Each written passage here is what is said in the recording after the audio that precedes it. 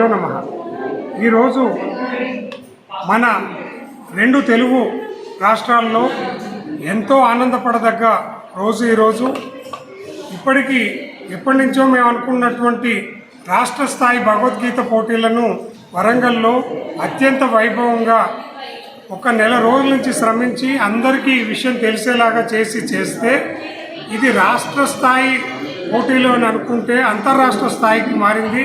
కర్ణాటక బెంగళూరు నుంచి, చెన్నై నుంచి, అలాగే ఆంధ్రప్రదేశ్ నుంచి, అన్ని ఊళ్ళ నుంచి కూడా, ఆదిలాబాద్ నుంచి విశాఖపట్నం వరకు అన్ని ప్రాంతాల నుంచి పార్టిసిపెంట్స్ దాదాపు 180 మంది రావడం జరిగింది.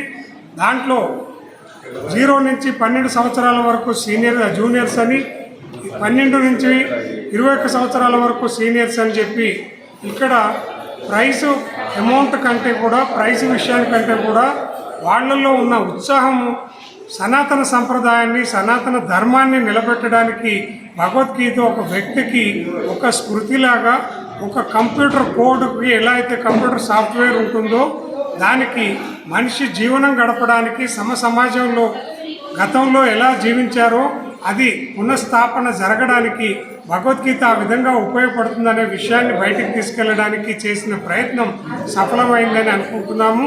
దీనికి సుమారు 500 మంది రావడం జరిగింది. కార్యక్రమానికి అందరికీ కూడా భోజన వసతి కల్పించడం జరిగింది. ఇలాంటి కార్యక్రమాలని అన్ని ప్రాంతాలలో అందరూ కూడా కనుక చేస్తే దానివల్ల ప్రతి ఒక్కళ్ళు సనాతన ధర్మంలో ఉండి, అందరూ ధర్మాచరణలో ఉండి సమాజం స్థాపించడానికి ఉపయోగపడుతుంది. శాంతి భద్రతలు అలాగే ముందుకు వెళ్ళడానికి అవకాశం ఉంటుంది. ప్రభుత్వాలని శాసించే స్థాయికి ధర్మం ఎదిగే అవకాశం ఉంటుంది. ప్రభువులు కూడా ధర్మపాలన చేసేందుకు, వారిని ప్రశ్నించేందుకు అవకాశం ఉంటుంది. అందుకని అందరూ కూడా భగవద్గీత కొని చదవాలి.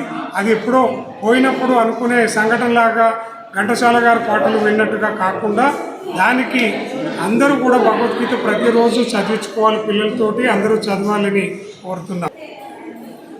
ఈరోజు ఇక్కడ భగవద్గీత రాష్ట్ర స్థాయి పోటీలు జరిగాయి.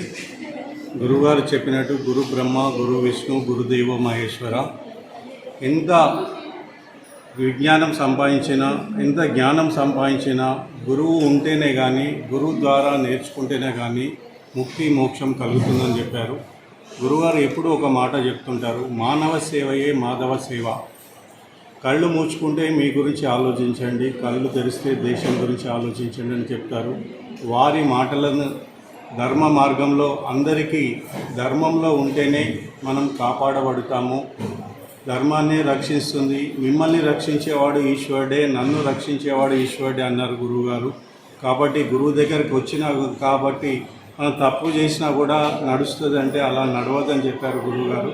వారి మాటలు, వారి బోధ ఇక్కడ ఎంతో తపస్సు చేసి నిర్లిప్తత చేశారు. ఈ క్షేత్రంలో భారతదేశంలో పుట్టడమే గొప్ప అదృష్టం అని చెప్పారు. ఆ విధంగా వారి బోధలను అందరికీ తెలియపరచాలని, మన సాంప్రదాయమే మనని రక్షించబడుతుంది, మన సంస్కృతి మనని రక్షించబడుతుంది అని చెప్పారు గురువుగారు. అదే దాంట్లో భాగంగా ఈరోజు రాష్ట్ర స్థాయి పోటీలు నిర్వహించాము. దీనికంటే ముందు కూడా ఎవ్రీ 2 monthsకి ఒకసారి భగవద్గీత పోటీలు నిర్వహిస్తున్నాము. వాటిలో కూడా ఇది నాలుగోసారి రాష్ట్ర స్థాయి నిర్వహించాము. దీంట్లో అన్నయ్య చెప్పినట్టు 180 మంది పాల్గొన్నారు.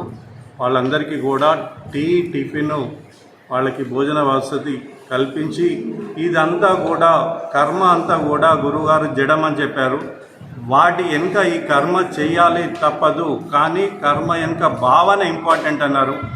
మా భావన ఏంటంటే, గురువుగారికి చెప్పిన విన్నపం ఏంటంటే, ప్రతి ఒక్క ఇక్కడ పార్టిసిపేట్ చేసిన చిన్నారులందరికీ కూడా మంచి భారత ఉత్తమ పౌరులుగా తీర్చిదిద్దామని ఆ కృష్ణ భగవాన్ని, ఆ గురుదేవులని కోరుకోవడం జరిగింది. నా పేరు బండారు సాయినారాయణ, ట్రస్టీ శివానంద గురు కల్చర్ ట్రస్ట్ వరంగల్.